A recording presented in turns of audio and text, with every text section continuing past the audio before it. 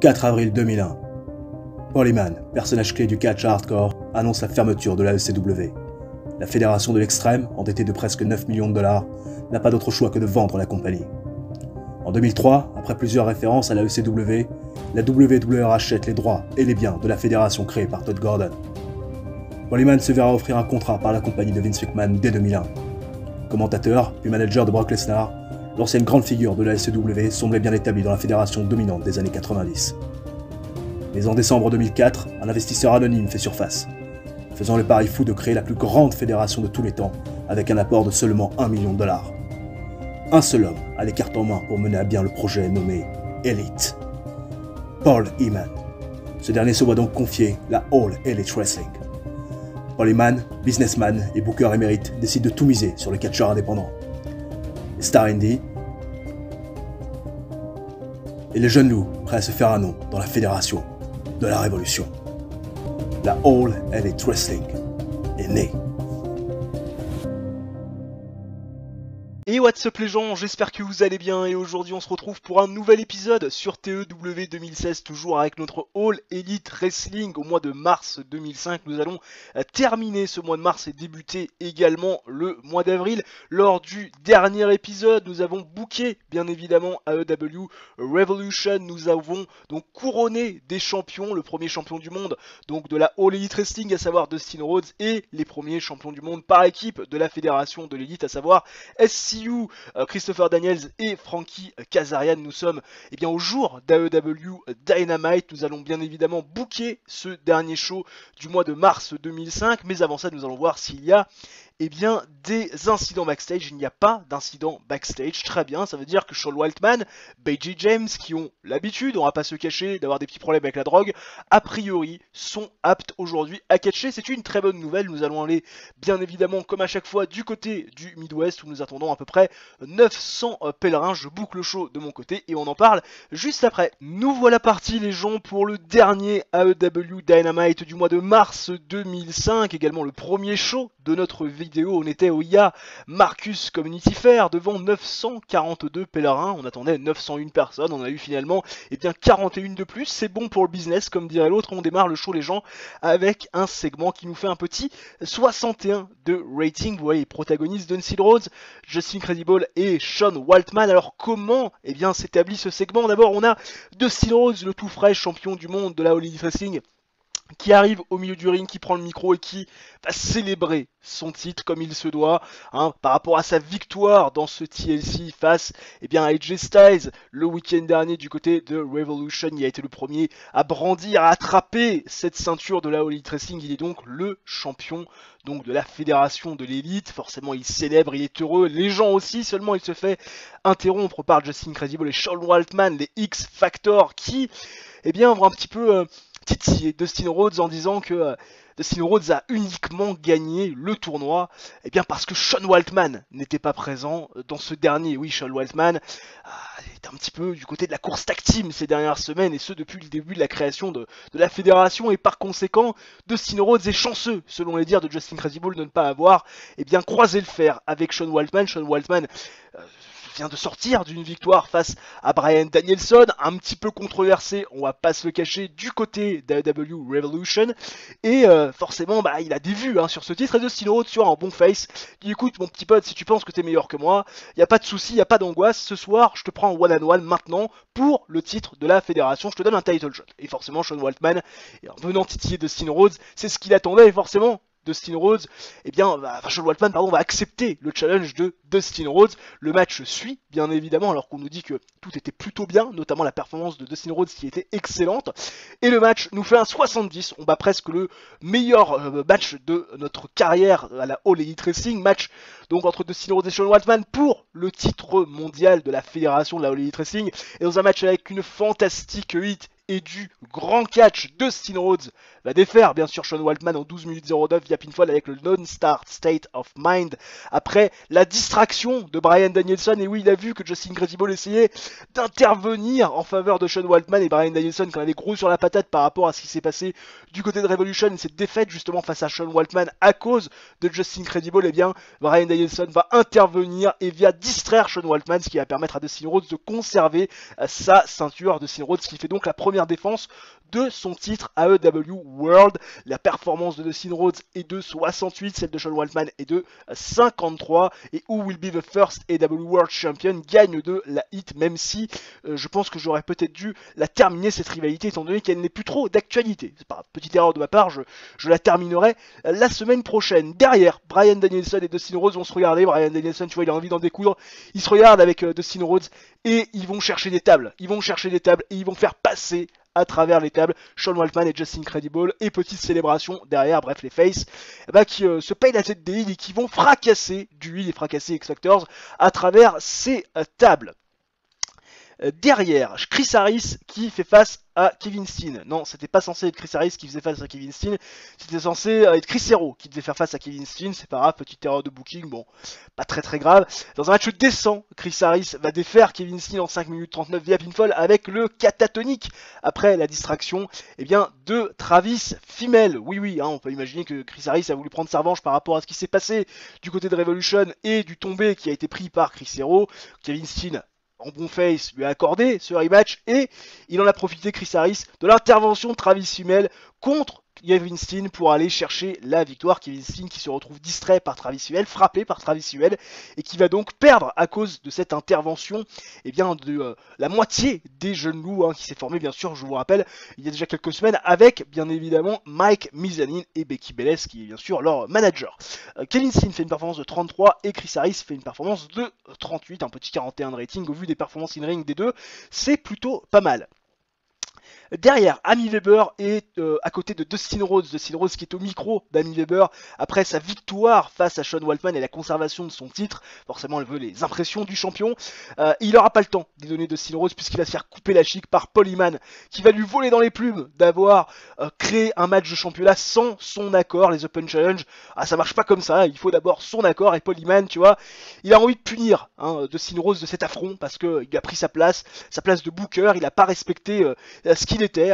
Dustin Rhodes est un champion, est un employé. Paul Heyman est le gérant, le dirigeant de cette fédération et il va bien le faire comprendre à Dustin Rhodes puisqu'il lui dit que dans le main event, CM Punk va affronter Brian Kendrick pour devenir potentiellement le futur champion, futur challenger numéro 1 puisque le vainqueur de ce match-là s'octroiera un match de championnat la semaine prochaine. Dustin Rhodes qui était selon les premiers plans de Paul Heyman prévu en off les 2 prochaines semaines à cause de l'affront de Dustin Rhodes qui crée des matchs de championnat pour rien sans l'accord de Paul Heyman Dustin Rhodes devra défendre sa ceinture la semaine prochaine soit face à CM Punk soit face à Brian Kendrick. Paul Heyman qui punit en quelque sorte Dustin Rhodes, même si ce dernier, en vieux briscard, lui la bagarre, ça lui fait pas peur. Bref, Dustin Rhodes qui améliore sa gimmick et Paul Heyman également, mais la storyline on s'en fout, elle n'existe vraiment plus dans notre esprit. 49 c'est plutôt pas si mal. Derrière, petit segment sex appeal avec un bikini contest entre Rena Mero et Bobby Billard, bikini contest qui va être remporté par Rena Mero, notre commentatrice, qui a été remplacée pour ce segment en commentaire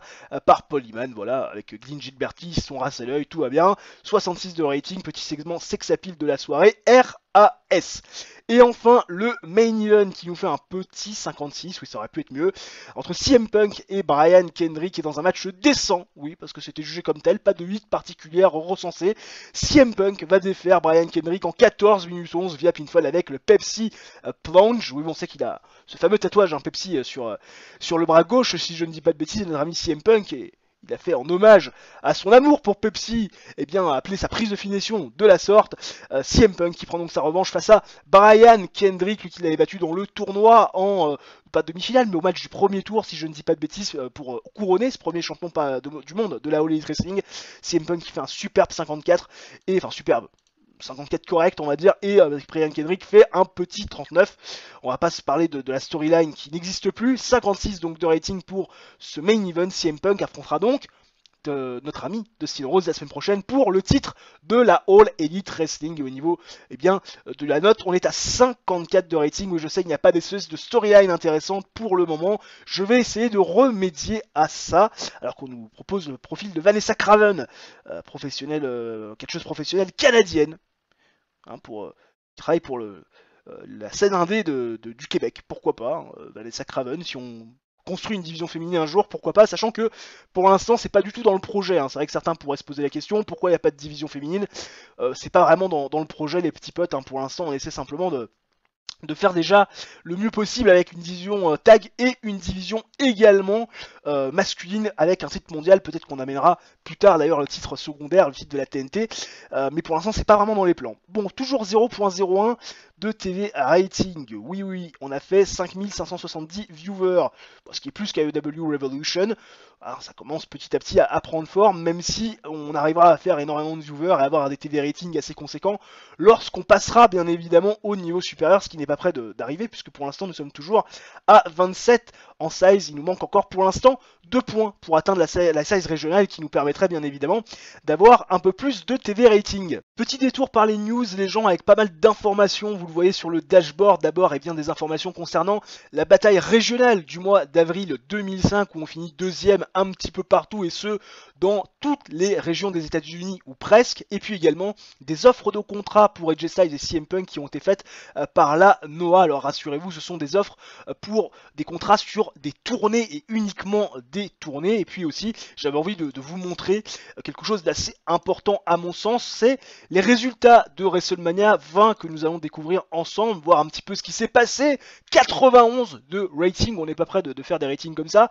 On était au WV Johan C. Edwards Stadium dans le Mid-Atlantic, 35 120 personnes. Énorme. Est-ce que les chiffres sont grossis? On ne sait pas. En tout cas, il y avait plus d'1 400 000 personnes qui se sont ruées pour regarder le show en pay-per-view.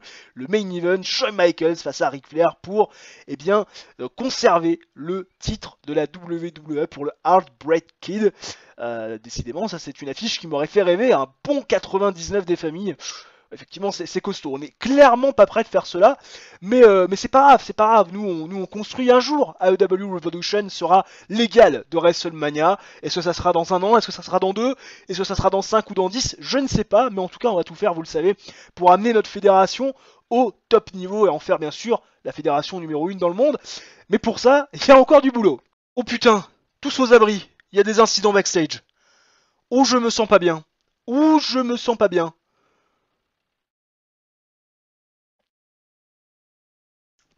Pourquoi?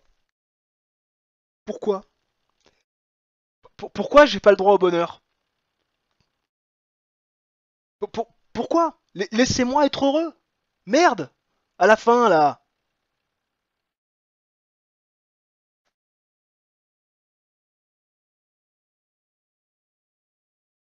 Lui aussi. Non, ça va. Oh, je vais le niquer, Sean Waltman, j'en peux plus. Ah, je pensais qu'il s'était calmé, mais non. Oh.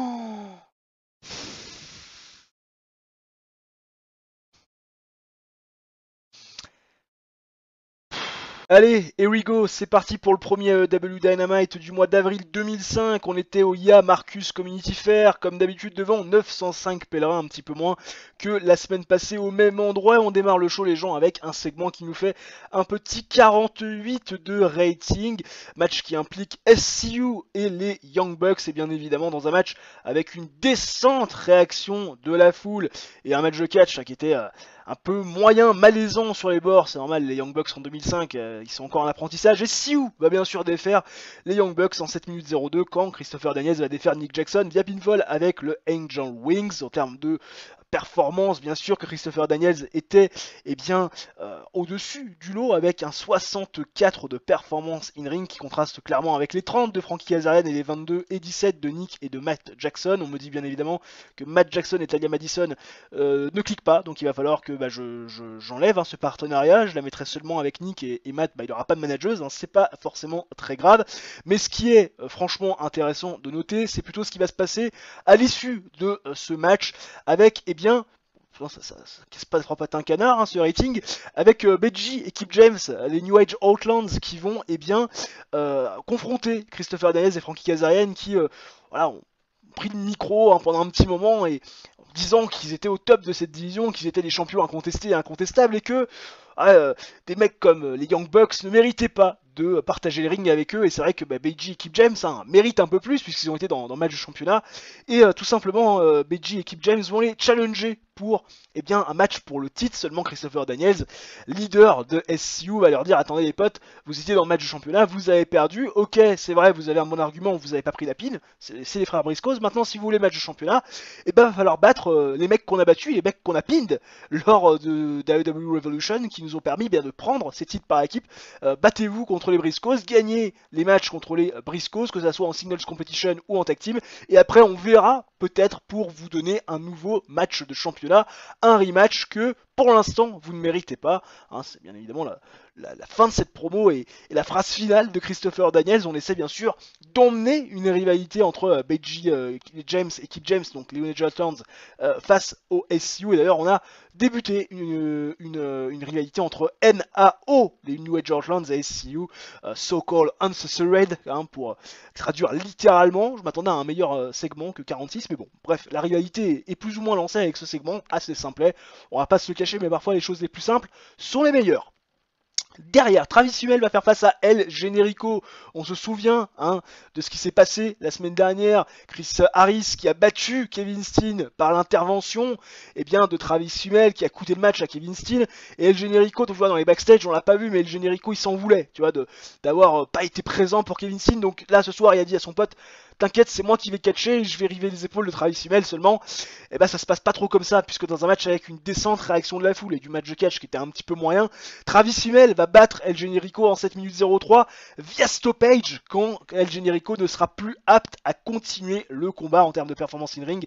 On est à 32 pour Travis Hummel, 31 pour El Generico. Becky Belles qui fait bien évidemment du bon travail ringside. On a démarré une storyline entre El Generico et les jeunes loups. Bien évidemment, le segment du soir ne se termine pas ainsi, non, puisque derrière, il va y avoir Travis Hummel et Mike Mizanin qui vont continuer l'assaut sur El Generico. Kevin Steen va tenter bien évidemment de s'interposer, malheureusement à 2 contre 1 en infériorité numérique, il va se faire tabasser lui aussi, et Mike Mizanin va forcer Kevin Steen à voir Travis Hummel défoncer, détruire tout simplement El Generico. Il va lui casser une chaise plusieurs fois sur la tête, bref, pour essayer un petit peu de marquer le coup. Il y a du sang qui va gicler de la tronche d'El Generico, enfin bref, un truc assez choquant, qui va mettre un petit peu les Young Wolves dans une position de dominateur. Bref, un segment qui a un petit peu choqué la foule, mais qui nous fait un petit 39 et qui permet tout simplement de faire gagner de la hit également à notre segment et à notre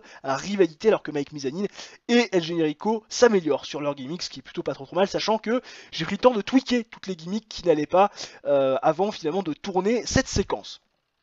Derrière, AJ Styles va faire son retour après sa défaite face à Dustin Rhodes lors de AEW Revolution, le fait qu'il n'ait pas réussi à aller décrocher cette ceinture, et AJ Styles fait son retour, un retour victorieux face à Colt Cabana, vous vous en doutez bien, dans un match avec une bonne hit et du descent catch. AJ Styles va défaire Colt Cabana en 9 minutes 07 via pinfall avec le Styles Clash RAS, 62 rating, match que j'ai mis en storytelling, 64 de rating donc pour AJ Styles, 33 de performance in ring pour Colt Cabana. Ça fait le taf, victoire d'AJ Styles qui reprend un petit peu de momentum. Derrière, Chris Hero va faire face à Tyler Black, et là on voit rouge, forcément ça va lui décoller un peu la rétine, et même pourquoi pas la lentille pour certains. Match terrible entre les deux, où Chris Hero va bien sûr défaire Tyler Black, aka Seth Rollins, qui ne sera jamais Seth Rollins, en tout cas on l'appellera jamais comme ça au sein de notre fédération, avec le Heroes Welcome, voilà, bienvenue au héros, ou merci le héros, comme tu vois, littéralement traduit. 26 de rating, Tyler Black qui a débuté sa gimmick de No Gimmick Needed et qui a un rating initial de average, ce qui est plutôt pas mal, donc merci à lui. Bonne chemistry apparemment entre Tyler Black et Chris Hero, oui on le voit bien, avec 26 de rating. En termes de performance in ring, on est à 23 pour Chris Hero et Tyler Black est à 21, quand je pense que Chris Hero faisait la gueule parce qu'il avait perdu et pris la pine face à El Generico. Quand je vois ses performances, je me permets de rigoler. Derrière, Amy Weber qui s'apprête à interviewer Bryan Danielson par rapport à ses agissements de la semaine passée. Seulement, il n'y a pas le temps de répondre à Amy Weber puisque Justin Credible par derrière va frapper à coup de chaise.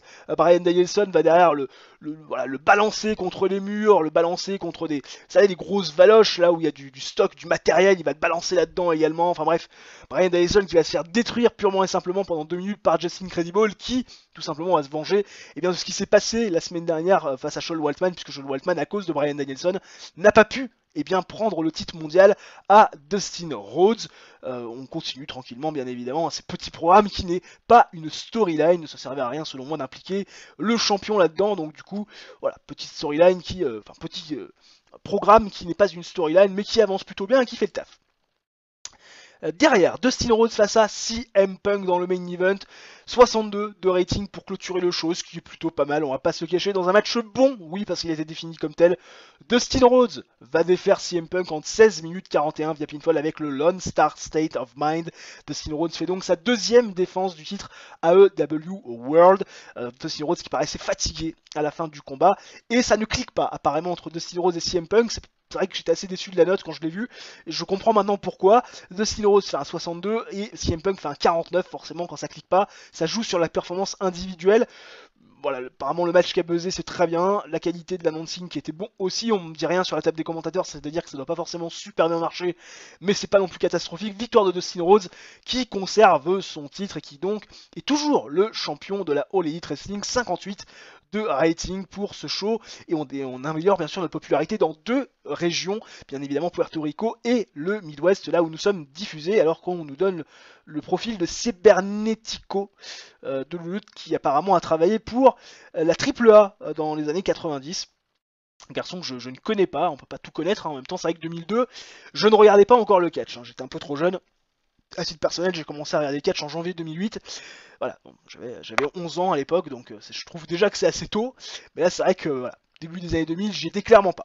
Alors, au niveau des news, allons-y. Time to Heal apparemment pour AJ Styles. Mais tu m'étonnes, le mec, il catch partout. Quand tu vois la feuille d'AJ Styles, le mec catch partout. Et au niveau des TV ratings, toujours moins de 0.01. De but, on a fait combien? On a fait 5460, un petit peu moins que la semaine dernière, alors qu'on a fait un meilleur show, va savoir, ça c'est incompréhensible. Mon dieu, le nombre de moral issues, va falloir quand même que je commence à m'y intéresser, parce que la Mike Mizanin, Frankie Kazarian, Jay Briscoe, Nick Jackson, El Generico, Gene Gilberti qui fait encore la gueule, Sean Waltman, Chris Hero, ça commence à faire beaucoup niveau moral issues, va falloir que je traite de ces problèmes incessamment sous peu. Bon, et bah pas de nouvelles croustillantes à vous communiquer sur cette dernière semaine écoulée, donc du coup on se retrouve directement sur la page des incidents backstage. Vous le voyez, il y en a 2, un qui implique Kip James et un autre qui implique Talia Madison et Lizzie Valentine. On va tout de suite voir ce qui se passe pour Kip James. Kip James qui est arrivé tard. Et bah fine, à nouveau, oui, tu t'es déjà pris une amende la semaine dernière, tu te reprends une prune cette semaine. En tant que vieux briscard, tu dois montrer l'exemple, mon garçon. Sinon, comment veux-tu que la nouvelle génération file droit? Allez, Talia Madison et Lizzie Valentine, normalement, c'est bien ça, normalement. Oui, bah voilà, Talia Madison qui a créé une atmosphère assez fun. Voilà, quelque part en faisant des blagues sympathiques, et Lizzie Valentine qui a rigolé de bon cœur. Tout le monde, bien évidemment, également, donc c'est super, c'est sympa, bref. Peut-être qu'on fera un medley entre Talia Madison et Lizzie Valentine, mais pour l'heure, nous allons bien évidemment booker le show et en parler, puisque c'est quand même le plus important. Et bah nous voilà partis les gens pour le deuxième AEW Dynamite du mois d'avril 2005 qui va être également le dernier show de la vidéo, et oui, retour à 3 shows par épisode. Je sais que certains seront contents, d'autres déçus, mais que voulez-vous, on essaie de faire des vidéos assez courtes et assez attractives, et pour ce dernier show nous étions comme pour les 2 précédents au IA Marcus Community Fair devant 963 pèlerins. C'est notre record de l'épisode bien évidemment en termes d'influence, et nous démarrons le show les gens avec un segment qui nous fait un bon 57 de rating, et ce segment implique pas mal de protagonistes. Vous le voyez, il y en a 5, 4 si on enlève Amy Weber, puisqu'il y a bien sûr Sean Waltman et Justin Credible, manque de X-Factor, et bien sûr Bryan Danielson et Dustin Rhodes. Et dans ce segment, que se passe-t-il? Il se passe les choses suivantes. D'abord, nous avons Amy Weber qui se tient à côté d'X-Factor et qui veulent savoir pourquoi eh bien X Factor a attaqué comme cela Bryan Danielson, pourquoi ils prennent en grippe Bryan Danielson, et puis Justin Credible répond très simplement que Bryan Danielson l'a cherché, et oui ce sont des heals après tout, hein, c'est toujours la faute des faces, Bryan Danielson qui a coûté le titre à Sean Waltman, et il voulait tout simplement lui rendre la monnaie de sa pièce, il aurait peut-être dû être encore un peu plus dur sur l'homme, peut-être même aller jusqu'à le blesser, je ne sais pas, bref, en tout cas Justin Credible, tu vois, avec le regard de tueur, le regard un peu, tu vois, de mec, tu vois, qui a envie de faire mal, qui a envie de blesser, mais il est quand même interrompu. Justin Credible par Bryan Danielson. Bryan Danielson, tu vois, le petit bonhomme qui a pas peur, hein, le mec il est tout petit, c'est monsieur tout le monde, mais il s'en fout, il a pas peur, tu vois, d'aller vers des mecs comme Justin Credible, Shot Waltman qui sont réputés dangereux. Il les confronte et il veut sa revanche ce soir, il veut les prendre. Ah, même dans un match handicap, il en a rien à foutre, tu vois, il est chaud et Sean Waltman lui dit mais attends, mais arrête un peu bonhomme, t'étais comme tout le monde là, tu ressembles à monsieur et madame tout le monde qui va chercher son pain tous les dimanches matins, ça tu vas pas, tu peux pas faire le poids contre nous là, déjà que un contre un t'y arrives pas, alors un contre deux tu pourras jamais. Et là Dustin Rhodes se pointe et dit qu'il est prêt à être le partenaire de Bryan Danielson, à aider Bryan Danielson dans sa quête de revanche. Et Paul Heyman, que j'ai oublié de mettre dans le segment, annonce l'officialisation de ce match dans le main event, X Factor face à Bryan Danielson et Dustin Rhodes.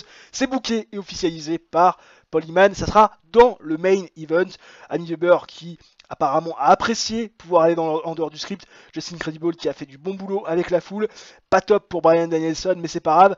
Le segment a bien débuté et Dustin Rhodes a paru excellent, notre champion du monde qui clairement là aussi est au-dessus de tout. Tu vois, limite, tu vois, on ne voit que lui. Derrière, un segment impliquant Travis Fimmel, Mike Mizanin, Becky Belair et Kevin Steen, nous avons les Young Wolf à qui j'ai donné un petit peu de temps au micro et notamment à Travis Fimmel pour commencer un peu la trash talk, tu vois, toutes ces équipes de jeunes, hein, d'abord les Young Bucks et puis ensuite cette équipe de El Jericho, hein, il nous rappelle qu'il a défoncé avec Mike Mizanin, humilié les Young Bucks à maintes et maintes reprises, et là ils ont même pas besoin, tu vois, de les humilier dans un match, puisque finalement ils ont cassé la gueule, décimé Kevin Steen et finalement El Generico en dehors d'un match simple, en dehors d'un match de catch sous ses règles de base, et voilà, ils sont juste trop forts, maintenant ils vont pouvoir s'attaquer à l'autre jeune garde, à savoir les frères Briscoes, puisque désormais Kevin Steen et El Generico sont en dehors du coup, ils vont pouvoir continuer leur ascension et montrer encore une fois qu'ils sont les leaders de la nouvelle génération. En tout cas, c'est ce que les Young Wolf prônent et disent. Seulement Kevin Steen va se pointer, tu vois, il y a des bandages un petit peu partout, il se tient au niveau des côtes, il se tient au niveau de l'épaule, un peu mal de partout, mais toi, il va monter sur le ring. Travis Fimmel, Mike Mizanin, ils comprennent pas, tu vois, qu'est-ce qu'il fait ce mec là, et il va voir l'arbitre et il dit vas-y, sonne la cloche, j'en veux un des deux. Et Mike Mizanin qui dit à Travis Fimmel, t'inquiète, je l'ai, je vais lui défoncer sa gueule à Kevin Steen, à cet arrogant, à cet insouciant. Comment il peut croire qu'il peut me battre en étant blessé après la misère qu'on lui a mis, la misère que Travis Fimmel lui a affligé, la misère également que Travis Fimmel a infligé à son pote et le Generico, enfin tu vois.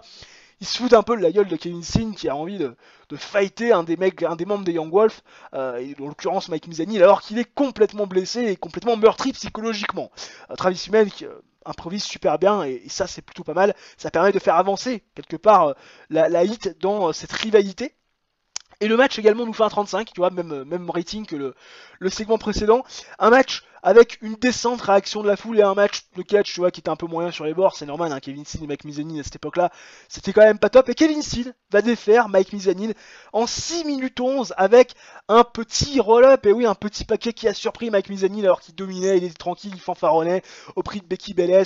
Tu vois, il essayait un peu de lui faire du charme et il s'est fait surprendre. Petit paquet roll-up de Kevin Steen, 1, 2, 3, qui va prendre la victoire et voler Mike Mizanin. Bien sûr, Kevin Steen qui s'en va, Mike Mizanin qui est furieux, Travis Fimmel qui se prend la tête, il y revient pas, Becky Belair, tu vois, là, comment ça, qu'est-ce qui se passe, bref, voilà, ça permet un petit peu de donner du momentum quand même à El Generico par l'intermédiaire de Kevin Steen et de cette victoire.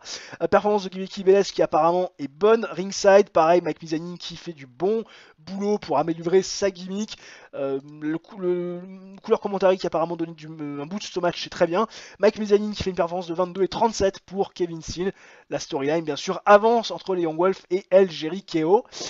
Derrière on va prendre un match, tu vois, pour remonter un petit peu, tu vois, l'estime et plutôt la note globale du show avec Becky James face à Mark Briscoes. Et oui, c'est quand même important, hein, de mettre en place ces matchs qui permettront aux New Age Outlaws d'avoir potentiellement un match de championnat et un rematch face à SCU, sachant qu'on le rappelle qu'ils ne sont pas pris la pine, c'était bien sûr les frères Briscoes.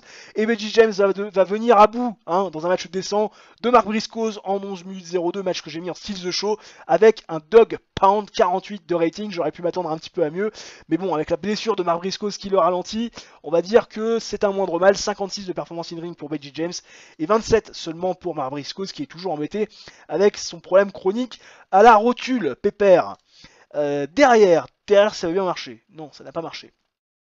Chris Hero qui va faire face à Colt Cabana, décidément, on aime bien les 35, c'est le troisième du show. Chris Hero qui va défaire Colt Cabana, n'importe quoi, je ne sais pas qui c'est, Colt Cabana, oui.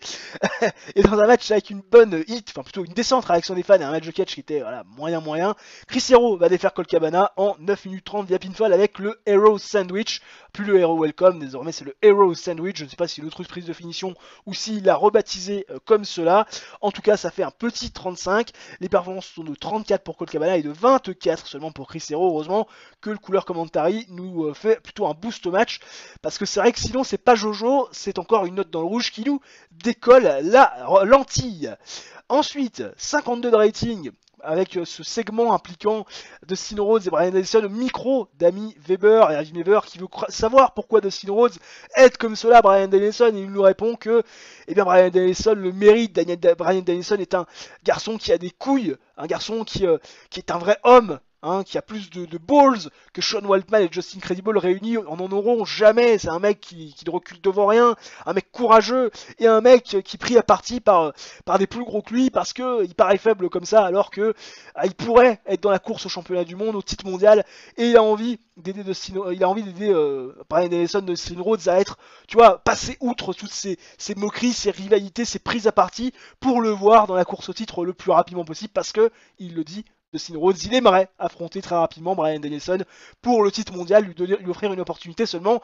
Et ça ne dépend pas de lui, ça dépend de Paul Heyman qui a fait des pieds et des mains, un caca nerveux en punissant Dustin Rhodes parce qu'il avait donné un match et octroyé un match de championnat à Sean Waltman, s'en sont d'accord. Mais en tout cas, Dustin Rhodes nous explique le pourquoi du comment il veut impérativement aider Bryan Danielson et à le voir sortir victorieux de sa pseudo-rivalité avec bien évidemment X Factors.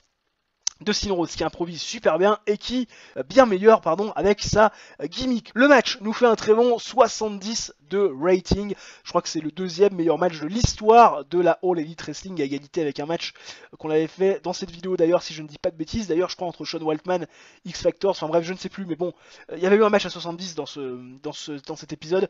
Je me rappelle plus lequel mais c'est évident. Dans un match avec une bonne hit, que dis-je, une extraordinaire hit et du bon catch, Bryan Danielson et Dustin Rhodes vont défaire X Factor en 7 minutes 25 quand Bryan Danielson va défaire Justin Credible via soumission.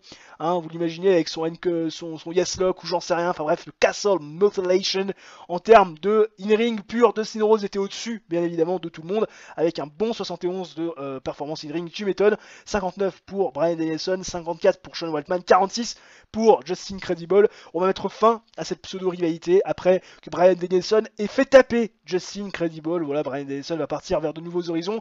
Et X Factors également, 61 de rating global. Alors que là, on a le profil de Damian, alors qu'il n'a pas de photo. Damian, un worker canadien, qui a passé apparemment toute sa carrière au Canada et à Puerto Rico, au IWS, que je ne connais pas. Oui, il y a une nouvelle signature de contrat, mais je ne vais pas vous la montrer, voilà, à un moment donné, il faut être sérieux. TV rating toujours moins de 0.01, tout va bien, on est content. Oui, on est très content, malgré un bon main event à 70, 6170 personnes, 6170 viewers qui ont regardé le show via télévision, c'est plutôt pas trop mal, je crois que c'est pas un record, mais presque. Alors, il est où le fameux match à 70 qu'on avait fait là dans cette vidéo? Ah oui, c'était Dustin Rhodes qui défait Sean Waltman pour conserver le titre AEW. Ah mais c'est plutôt pas mal en termes de rating quand même. 54, 58 et 61. Ça monte, 5570, 5460, 6170 viewers. Alors, on est en train de monter petit à petit. Est-ce que au niveau de la size on a gagné un petit peu?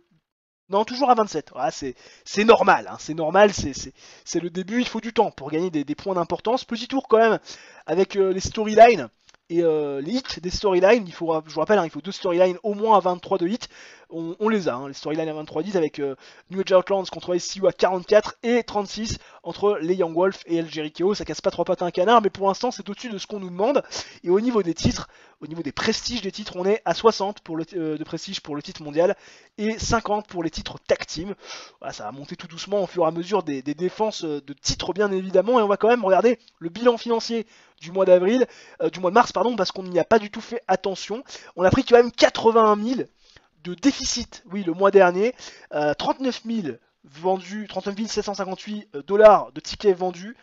Au niveau des TV revenus, on était à 5 850, ce qui est quand même bien mieux que le mois dernier. 20 758 donc de sponsors, c'est un petit peu mieux que la semaine passée, que le mois dernier. 5 161, c'est moins bien que le mois passé et moins bien que le mois de janvier qui était, je rappelle, là on a fait le plus gros score en termes de merchandising. Au niveau du MISC, on s'est fait assassiner un petit peu moins que le mois dernier. Là où on s'est fait vraiment assassiner, c'est clairement au mois de janvier. Et au niveau du coût total des workers, on était à 98 000 ce mois-ci. Enfin, le mois dernier, c'est-à-dire au mois de mars. Et on est déjà à 38 000 sur ce mois-ci, c'est quand même assez impressionnant. Et le coût des shows qui a augmenté au mois de mars par rapport, bien évidemment, au mois de février, ce qui explique notre descente aux enfers en termes de déficit, puisque 81 856 $ de déficit, c'est quand même énorme. On est déjà à moins 33 000 ce mois-ci. Autant te dire qu'on va encore voir rouge, mais c'est normal, ça ira mieux bien évidemment quand on passera à la size régionale avec bien évidemment des TV revenus, des sponsors qui vont peut-être plus facilement venir et surtout des chaînes de télévision qui vont plus facilement nous diffuser. En tout cas, j'espère que cette vidéo vous aura plu les gens. Si c'est le cas, n'hésitez pas à réaliser votre coup du chapeau, le like, l'abonnement et l'activation de la cloche pour ne manquer aucune vidéo bien évidemment. D'ici là, portez-vous bien et nous on se retrouve très prochainement pour une nouvelle vidéo, soit sur TEW 2016, soit sur du sport de manière générale. D'ici là, portez-vous bien. Ciao, bye bye et à la prochaine.